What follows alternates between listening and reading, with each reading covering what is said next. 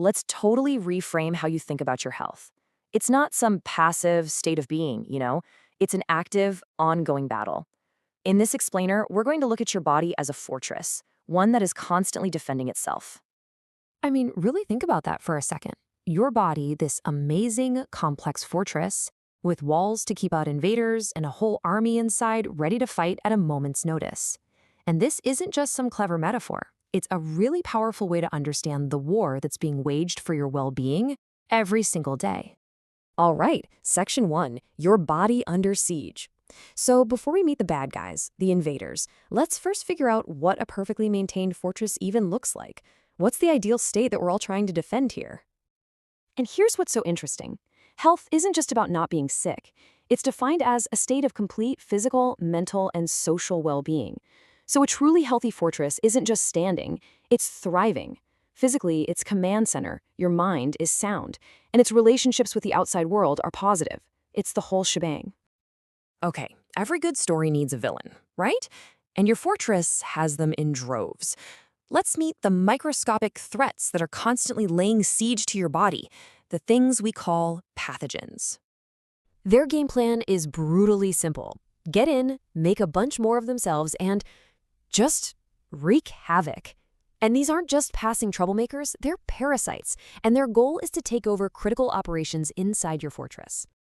And these invaders, they come in all shapes and sizes.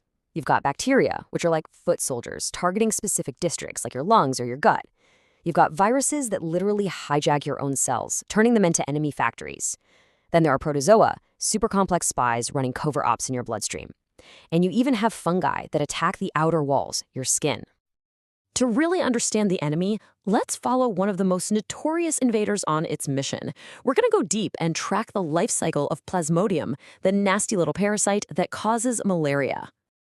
This is just a masterclass in invasion strategy. First, the mosquito acts like a Trojan horse, injecting the parasites right into your bloodstream. They immediately head for a command center, the liver, and multiply silently. Then, boom, they launch an all-out assault on your red blood cells, bursting them open and unleashing a powerful toxin. It's this flood of toxins that causes that brutal cycle of fever and chills. And to top it off, another mosquito comes along, acting as a getaway vehicle to start the invasion all over again. Cunning, right? But wait, no fortress is left undefended. Now we get to meet the heroes of our story, your body's incredibly sophisticated, multi-layered defense force. This is your immune system. So what is immunity, really? At its core, it's the power of your fortress to fight back. It's the sum total of all your defense mechanisms, from the highest stone walls to the elite soldiers within. Okay, so this army of yours, it has two main branches. First, you've got innate immunity. Think of this as your standing army, the guards on the wall, like your skin, and the general patrols, like your white blood cells, who are always on the lookout for trouble. They're on duty from the day you're born, and they attack any intruder they don't recognize. But then you have acquired immunity. These are your special forces. They are highly specialized, they're pathogen-specific, and, this is the most important part, they have a memory. They learn from every single battle. Let's zoom in on these special forces, because they're amazing. The stars of the show are your B cells and T cells. The B cells are like your master weaponsmiths. They forge millions of tiny protein soldiers, called antibodies, each one designed to lock on to one specific invader. And the T cells? They're the field commanders. They help the B cells identify targets, and they have the absolutely crucial job of telling friend from foe, self from non-self, so the army doesn't accidentally attack its own fortress. So if these special forces learn from experience, how can we possibly prepare them for a battle they've never fought before? Well, that's where this brilliant idea comes in.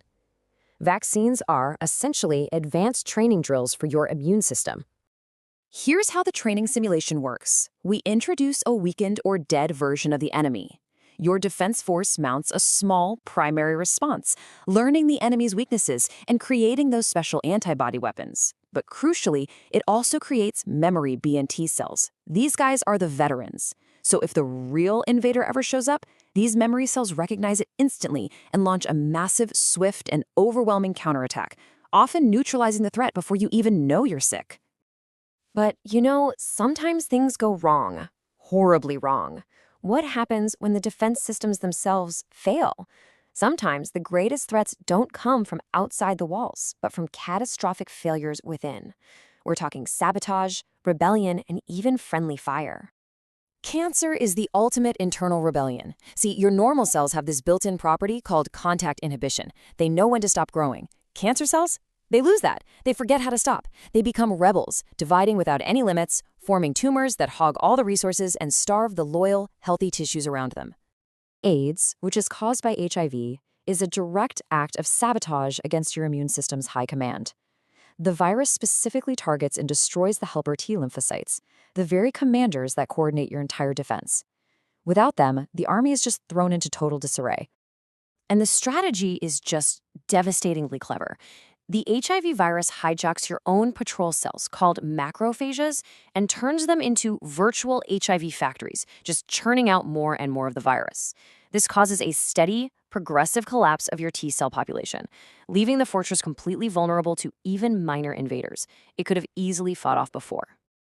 And then there's the tragedy of friendly fire. In autoimmune diseases, the defense system gets confused. It loses its ability to distinguish self from non-self.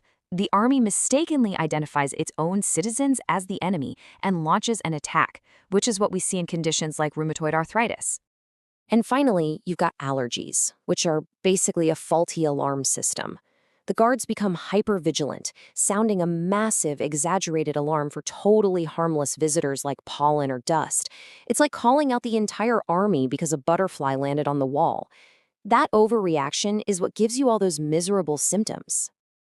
Okay, so after all of that, the invaders, the defenses, the ways it can all go wrong, it all comes down to the most important question. How do you, the guardian of this fortress, actually reinforce your defenses? Look, it really comes down to daily upkeep, the fundamentals. This means providing your troops with high-quality rations through a balanced diet, keeping the gates and walls clean with personal hygiene, keeping your army fit and ready with regular exercise, and running those advanced training drills with vaccinations. These aren't just chores, they are the fundamental duties of a vigilant fortress commander. And on the flip side, you have to be aware of the internal saboteurs. Certain choices actively weaken your own fortress. Things like alcohol and drug abuse can seriously damage vital infrastructure like your nervous system and liver. Smoking directly increases the risk of that internal rebellion we call cancer. And some behaviors, like intravenous drug use, literally open a direct superhighway for the most dangerous invaders. So here's the bottom line. Your body is a remarkable, incredible, self-defending fortress equipped with one of the most sophisticated armies in the universe. But it relies on its commander. It relies on you. You are its ultimate guardian. So the real question is, how will you choose to defend it?